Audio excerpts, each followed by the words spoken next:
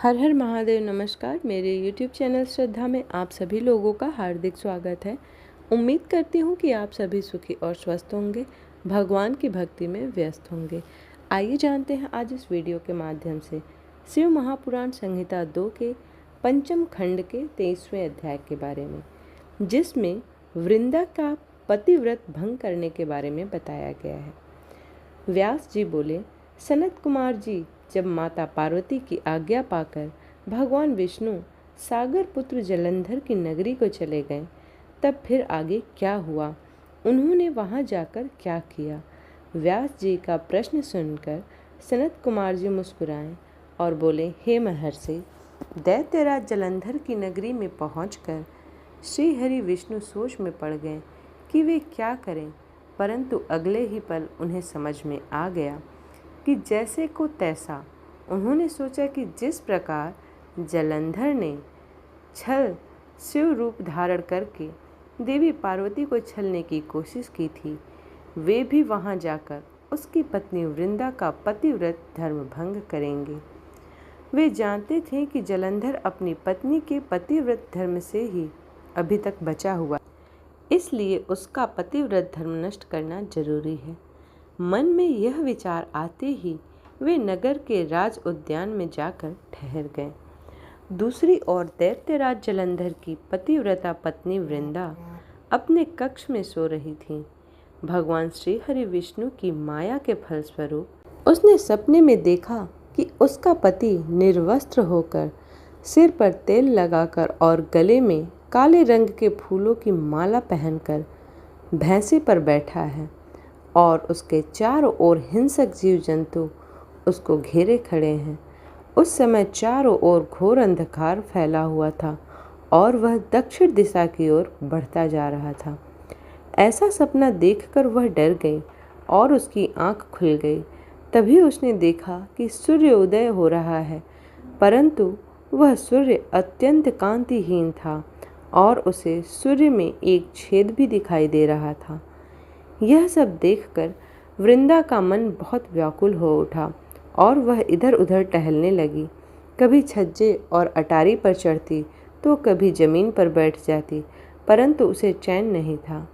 जब इस प्रकार वृंदा का मन शांत नहीं हुआ तो वह मन की शांति प्राप्त करने हेतु उद्यान की ओर चल दी, परंतु उस निर्जन उद्यान में उसके पीछे सिंह के समान 2 भयंकर राक्षस पड़ गए।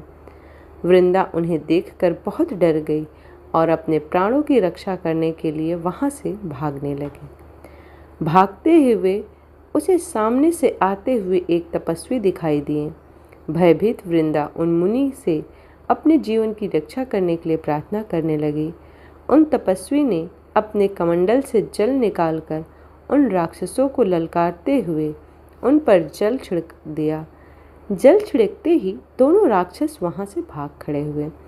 तब वृंदा ने दोनों हाथ जोड़कर उन तपस्वी को प्रणाम किया तथा उनका धन्यवाद व्यक्त किया। तत्पश्चात उनको अत्यंत दिव्य और शक्तिशाली जानकर वृंदा ने उन मुनि से अपने पति दैत्यराज जलंधर के विषय में पूछा। मुनि ने उत्तर दिया कि देवी, तुम्हारा पति तो युद्ध में मारा गया है। यह कहकर उन्होंने कुछ इशारा किया, जिसके फलस्वरूप 2 वानर उनके सामने प्रकट हो गए। अगले ही पल उन तपस्वी का संकेत पाकर वे वानर आकाश मार्ग से उड़कर चले गए और कुछ समय पश्चात दैत्यराज जलंधर का कटा हुआ सिर और उसके अन्य सामान को लेकर लौट आए। अपने पति जलंधर का कटा हुआ सिर देखकर वृंदा बेहोश होकर गिर पड़ी। कुछ समय पश्चात होश में आने पर रोते हुए वृंदा उन मुनि से प्रार्थना करने लगी कि उसके पति को पुनः जीवित कर दे। यह कहकर वो बहुत जोर जोर से रोने लगी और बोली कि यदि आप मेरे पति का जीवन दान नहीं दे सकते तो मुझे मृत्यु दे दें। वृंदा के इस प्रश्न के वचन को सुनकर मुनि बोले, हे देवी, तुम्हारे पति का वध त्रिलोकीनाथ भगवान शिव के द्वारा हुआ है, अतः उसको जीवित करना देवाधिदेव भगवान शिव का विरोध करना है, परंतु अपनी शरण में आए हुए मनुष्य की रक्षा करना मेरा भी धर्म है। इसलिए मैं तुम्हारे पति को पुनः जीवित अवश्य करूँगा। यह कहकर उन्होंने अपने कमंडल से जल निकाला और मंत्रोच्चारण करते हुए जलंधर पर छिड़का, जिसके फलस्वरूप वह जीवित हो गया। जलंधर को जीवन दान देकर वे तपस्वी वहाँ से अंतर्ध्यान हो गए। वस्तुतः उस तपस्वी ने ही सूक्ष्म रूप से जलंधर की काया में प्रवेश कर लिया था। दरअसल तपस्वी का रूप धारण करने वाले वे मुनि कोई और नहीं, स्वयं श्री हरि विष्णु थे। अपने पति को अपने पास पाकर देवी वृंदा बहुत खुश हुई और तुरंत अपने पति के गले लग गईं। उसने सब बातों को भयानक स्वप्न समझकर भुला दिया। बहुत समय तक छल वेशधारी जलंधर के साथ वन में ही रमण करती रही, परंतु मायावी की माया भला कब तक छिप सकती थी। एक दिन वृंदा को ज्ञात हो गया कि उसके साथ विहार करने वाला पुरुष कोई और नहीं, स्वयं श्री हरि विष्णु हैं, जो कि उसके पति का रूप धारण कर उसे छल रहे हैं। यह सारी सच्चाई जानकर देवी वृंदा बहुत दुखी हुई। तब वह श्री हरि विष्णु से बोली, तुमने एक पराई स्त्री का उसके पति बनकर उपभोग किया है, तुम्हें धिक्कार है। मैं किस प्रकार अपने पति का सामना करूंगी? अब मुझे जीवित रहने का कोई अधिकार नहीं है, पर तुम्हें तुम्हारी करनी की सज़ा अवश्य ही मिलेगी। तुमने मुझे अबला जानकर मेरा इस्तेमाल किया है।